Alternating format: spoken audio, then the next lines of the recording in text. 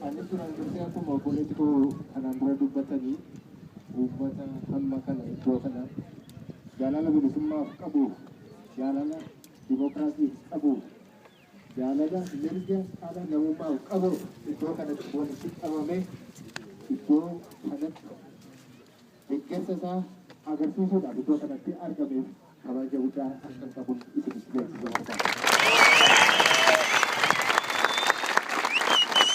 Gammada jireenya koo keessatti yeroo itti gammade keessaatii tokko har'a yoon jedhee dhuguma.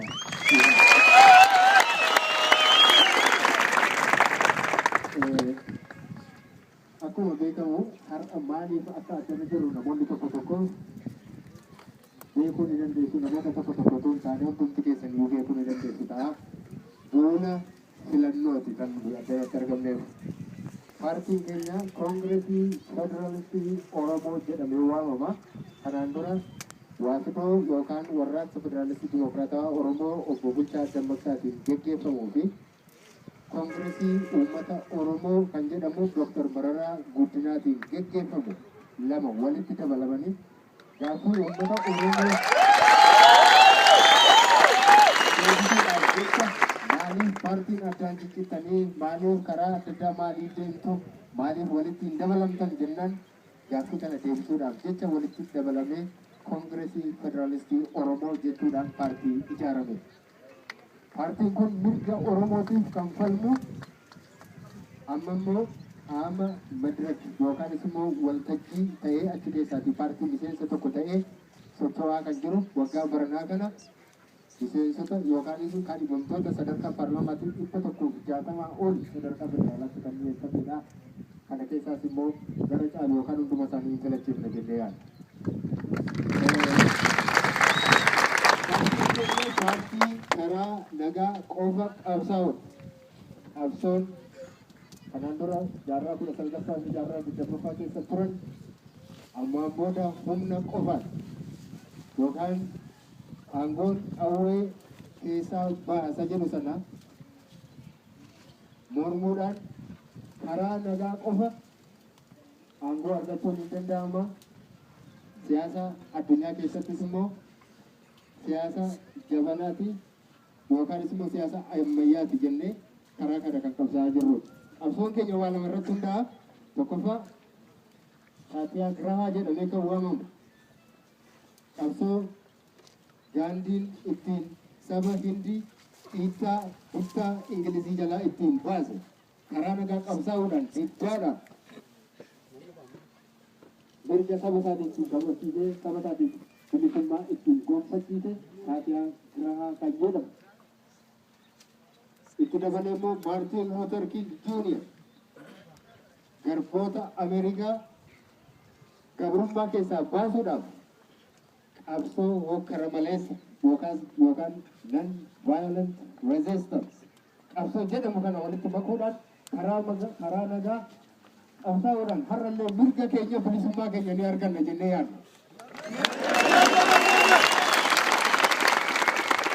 Namoonni kun lamaan akkuma beektanii qawwee tokko ragaasa tokko osoo hin dhukaasin mirga saba isaanii bilisummaa saba isaanii gonfachiisuu kan danda'anidha. Nutis har'a daandii kana hordofne namatti ragaasa osoo hin dhukaasin mirga keenyaaf bilisummaa abbaa mirga keenyaaf abbaa bilisummaa keenyaa ni taana jennee qabsoo kana bifa kanaan itti fufnee jirra. Kunis kan inni dhufoomuu danda'u tokkoon keessan falaasama kana yookaan filoosofii kana kan kooti jettanii hordoftanii fudhattanii yoo nu faana hojjettanii yoo nu faana buutanii. Qabsoo kana keessaa wanti guddaan tokko dhukkubsitoonni yookaan immoo gidi bittaa yeroo isaan namoota rifaasisuuf sodaachisuuf qabsoorraa gara booddeetti deebisuuf akka isaan mirga isaanii hin gaafanne gochuuf wanta isaan gara mana hidhaatti nama harkisan warri isaan baqatuuf jechuudha akka isaan hin baqanne gochuudhaaf amma too namni digdamni soddomni tokko dana keessaa hinaa hidhame hammi kun duus nu hidhaa mana hidhaa dannaa too jenneeti maaltu ta'uu danda'a.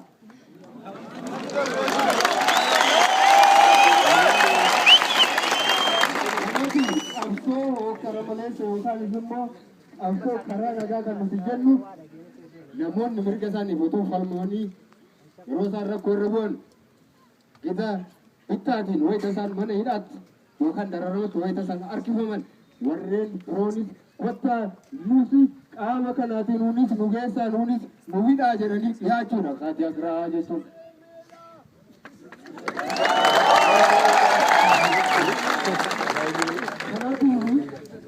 Nuti paartiin keenya koongireesii federaalistiin Oromoo har'as miidhaan saba kanarra jiraachuu isaa ni amanna.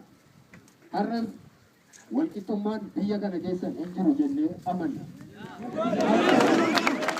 Dhalli namaa mirgi dhala namaa fi mirgi dimookiraasii biyya kana keessatti kabajamee hin jiru jennee amanna. Kanaafis immoo kana gochuudhaaf nuyi akka warra biroo akka warra kaleessaa waggaa hammanaa lollee waggaa hammanaa bosona keessa turree akkana goonee dhufnee bilisummaa isin gonfachiisne akka warra nuun jedhanii sana osoo hin taane karaa qabsoo karaa nagaa qabsoo hokkara maleessan ammas taanaan abbaa biyya keenyaaf abbaa mirga keenyaa hin taadha.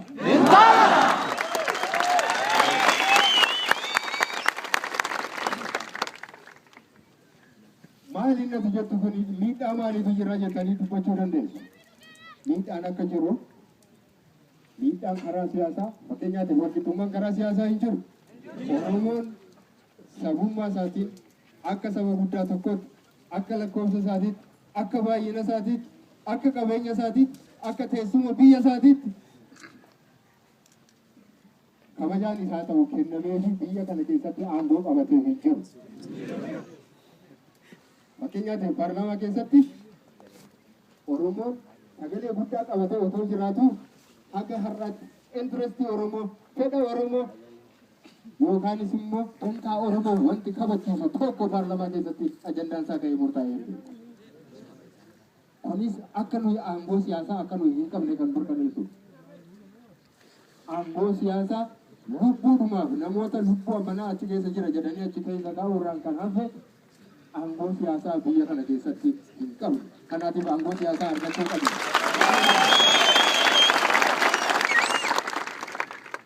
Otoo aangoo siyaasaa paarlaamaa keessaa qabna turre ta'eeti otoo abaannee irra ta'eeti barattoonni keenya barattoonni 300 yuunivarsiitii tokko keessaa saba tokko keessaa gaafa isaan harkifamanii halkan tokkotti gaafa isaan ba'an paarlaamaan irratti mari'ata ture otoo aangoo siyaasaa qabna ta'e.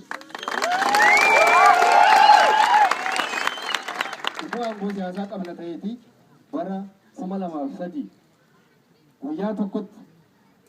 guyyaa tokkotti namoonni 1,000 ol mootummaa Oromiyaa zoonii 19 keessaa funaanamanii guyyaa tokkotti gaafa isaan maakalaawii galan gaafa sana paarlaamaan sanaatii irratti mari'ata ture.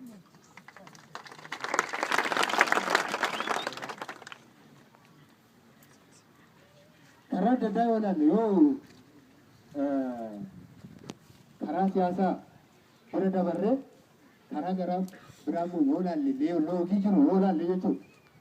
Loogii biyya kana keessa jiru yoo ilaalle nuyi eenyuun iyyuu maqaa balleessuuf miti. Eenyuun wajjin innis deemummaa hin qabne.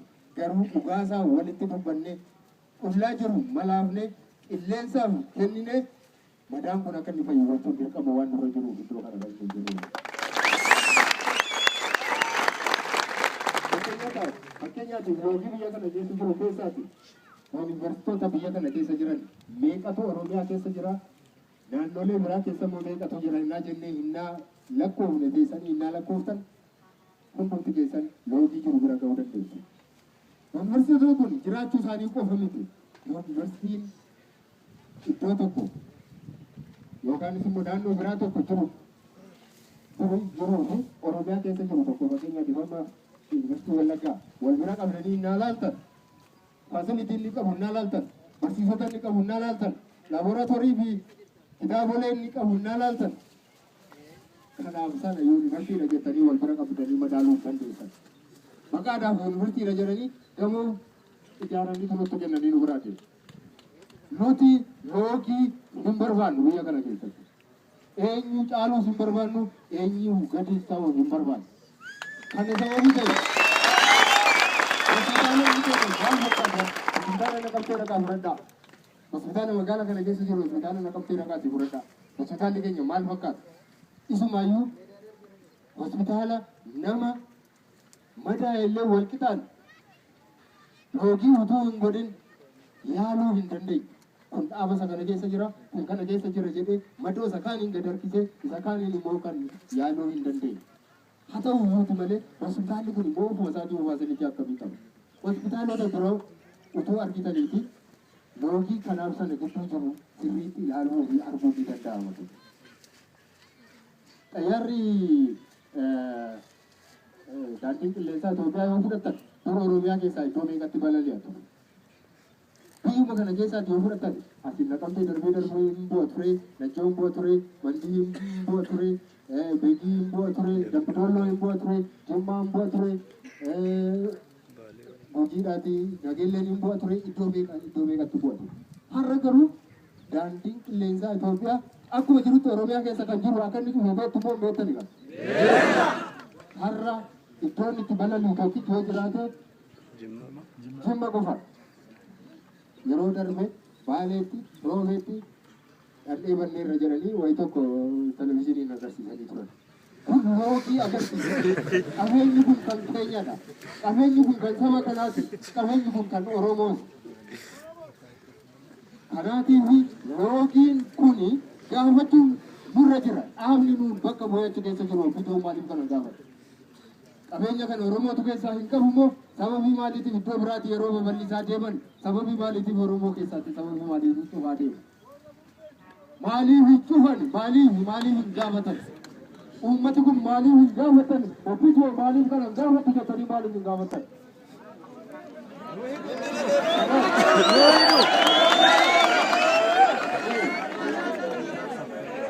Loogiin jiraa isinii jechuun barbaada. Qacarrii siivil sarvisii keessatti loogiin maal fakkaata har'a? Siivil sarvisii keessumaatiin har'a sadarkaa federaalaarra jiran yoo fudhatanii yoo laaltan eenyufa sabummaatiin yoo laalle kan eenyu akkamittiin akkam waggaa kana waggaa 15 kana akkamittiin akka guddate kan Oromoo immoo akkamittiin akka inni deebi'aa ture ilaaluu ni dandeessu. Istaatistiksii isaa yoo laaltan jechuudha. Loogiin jiraachuu isaa agarsiisu. Nuyi maaliif siivil sarvisii federaalaa keessatti maaliif akka lakkoofsa keenyaatti qacaramuu maaf hin dandeenyedha gaafiin keenya.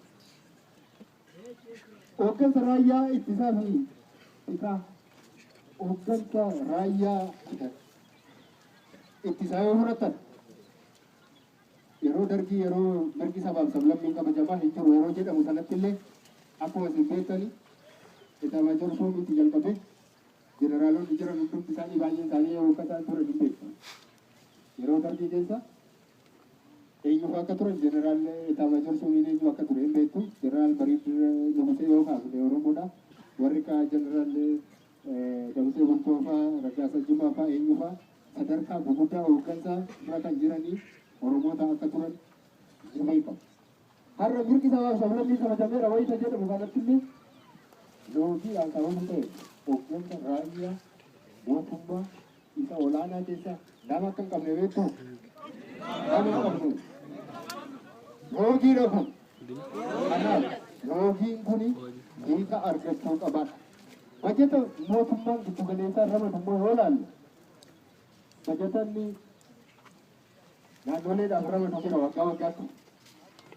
Bajetanni ramadu kana fuutanii namoota lakkoofsa isaan qabaniin hiruun salphaadhumatti maal akka inni ta'e sadarkaa maaliirraa akka nuyi jirru agarsiisuu danda'a.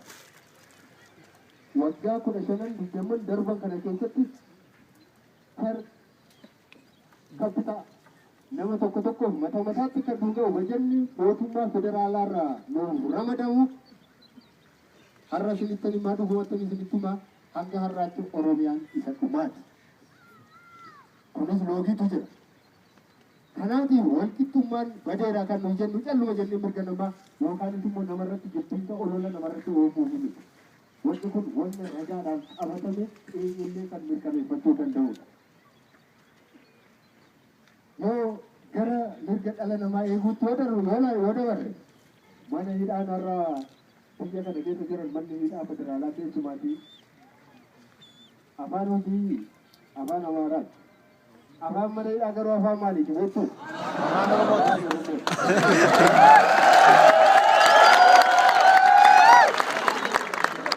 Namni irratti nama amma keessan kana baay'atatu bara tokkotti dhabe yookaan qallitiin haala kanuma nama amma keessan baay'atutti dhabe jira. Ani yeroo murtaa'e fachitti dhabee gorsiisaa raawwatee jiru. Kanaatiif har'as mirgi dhalli namaa bakka inni itti dhiitamu keessaatii tokko saba Oromoo irratti. Karaa mirga dimokiraasii immoo fudhanne mirga dimokiraasii jechuun fakkeenyaatiif yaada ofii bilisa ta'anii ibsachuudha. Nama meeqa amma sanii